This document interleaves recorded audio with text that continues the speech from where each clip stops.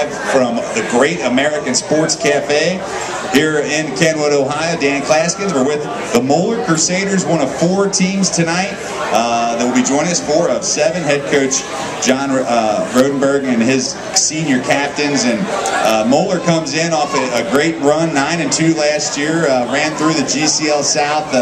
Coach, another strong senior class coming back for you. A lot of optimism around the program this season. You know, you're entering, what is this, your 3rd year at the school now? Right, 3rd. How have you felt like, I know when you first get there, you're inheriting a lot of players in a sense. This is like your first class that you've brought up with you through the ranks of varsity football. Talk a little bit about what this class brings to the table and what makes it sort of special. Well, these guys, the only system they know is what we brought in 3 years ago. So they've really bought in. They work awful hard in the weight room. It's a great group to work with. But with this group, again, like you said, this is the first group that I had as sophomores that were actually practicing with the varsity. So in a sense that, I'm the only coach that they know.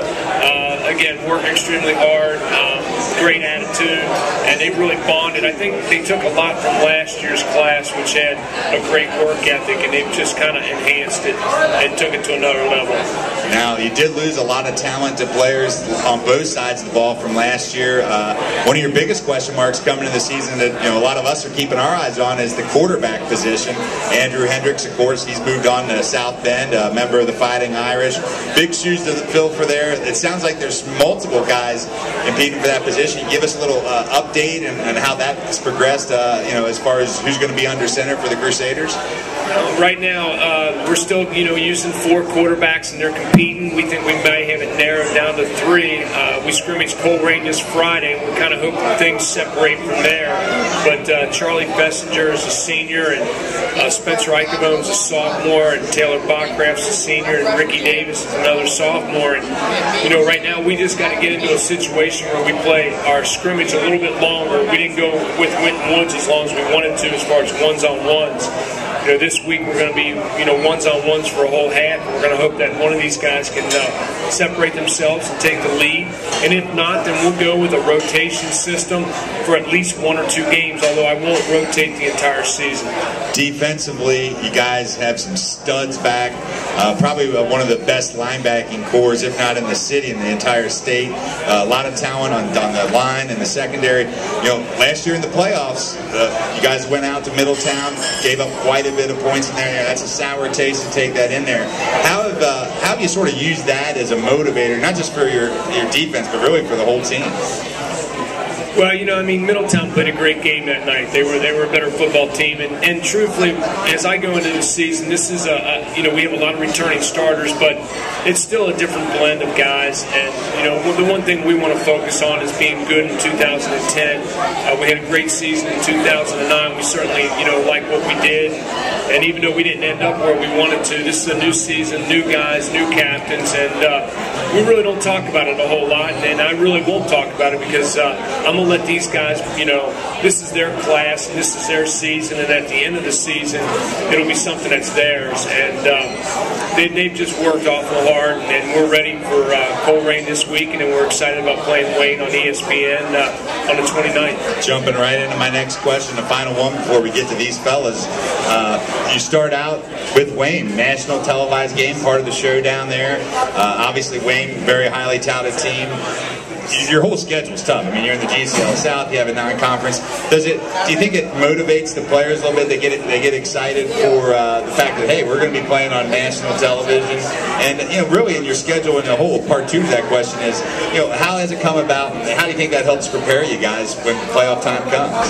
When ESPN called us, and we certainly jumped on it. When I told the guys we were playing on ESPN, everybody's so tech savvy nowadays, and they go on to Rivals and they check those things out and they see where Braxton Miller fits in, and we think we got a couple good players, and we're super excited about playing. We're excited about being live on ESPNU, and I don't think it can be on a bigger stage. We're used to playing in big games, but this is kind of the biggest. So I don't know if it's motivated them, but I think it's certainly going to be a lot of fun, and we look at it as something that's going to be an advantage to our season. We want to come out play well and get our season started on the right foot.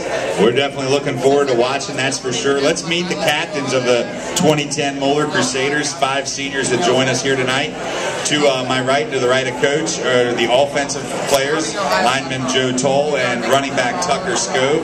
To my left, we have 2 of the linebackers from the team, Kendall Walker, Dylan Reuter, and defensive end Jesse Hayes. Let's start down there with you, Jesse, talking a little defense. And defense is going to be one of the big strengths of the team. And Jesse, you're one of the more highly touted defensive linemen in the entire country, according to Rivals.com. I know you've been busy on the recruiting trail, but you still got your senior season of football to worry about.